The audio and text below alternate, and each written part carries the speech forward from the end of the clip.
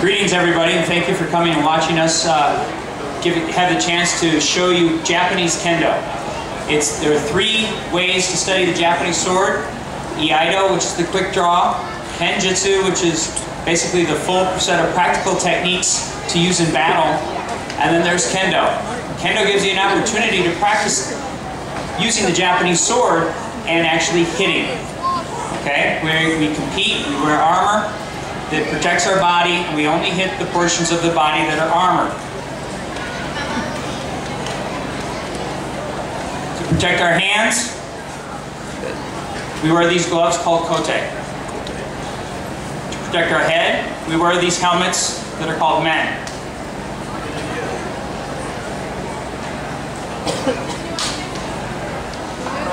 For the rest of the armor, this protects the lower part of our body, and this protects the middle, the do and the tade. When we're actually practicing, we use one of two different types of swords.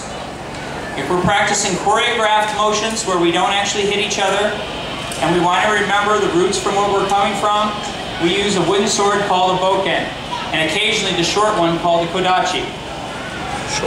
When we actually get into competition and practice, and we're hitting each other with the sword, we're using this other one that's made out of bamboo. It's called a shinai.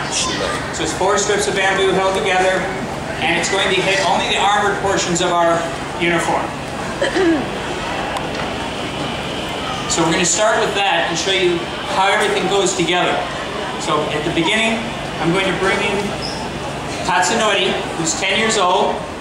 In Japan, people start Kendo around 8 years old, 7, 8 years old in elementary school as part of a club activity or as part of a civic center activity.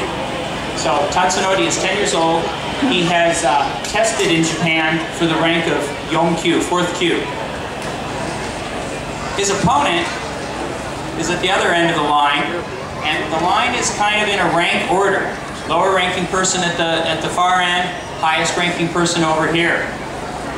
We have 2 types of ranks. We have the Q level ranks, which are for students, and we have the Dan level ranks, which are for the adults and the senseis. The person that Tatsunori is going to face is his dad. This is his dad, Takashi. His dad is a 4th Dan. Okay? The way the ranks go, the Qs start at a high number and work their way up to 1. Then you flip. You go from 1st Dan, 2nd, 3rd, 4th, up to 8th Dan. His dad's a 4th Dan, so think about it as a 4th degree black belt. And he's got to go up against his dad. How many of you guys down here would like to get in armor and be able to hit your dad? Raise your hand. Okay, now what happens if he gets to hit back? How many of you still want to be up here?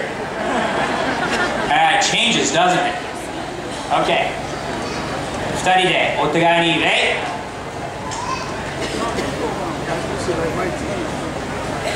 They're going to be doing something called jigeko. In our practice, hajime. In our practice, we do warm-up exercises, we do skill-building exercises, and then we do regular sparring practice, like in other martial arts. You can learn to do Kendo 2 ways, as a sport or as kind of a part of a martial art. Even though it's not a full martial art, it can complement other martial arts that you might be studying.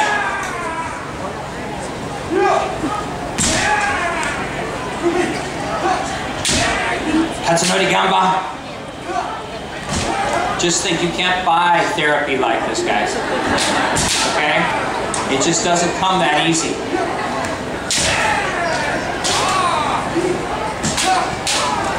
All those issues, they just kind of float to the top.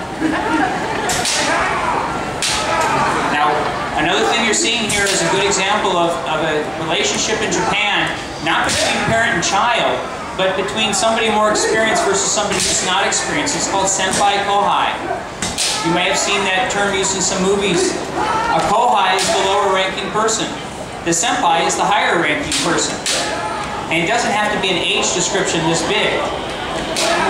A lot of times, a kid like Tatsunori will be running around in school, and when he comes up to a higher classman in school, instead of calling their name, he'll say, "Senpai, senpai, choto."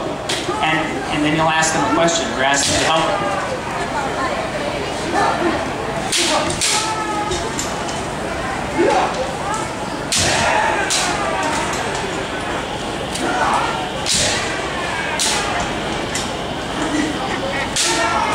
Hayame!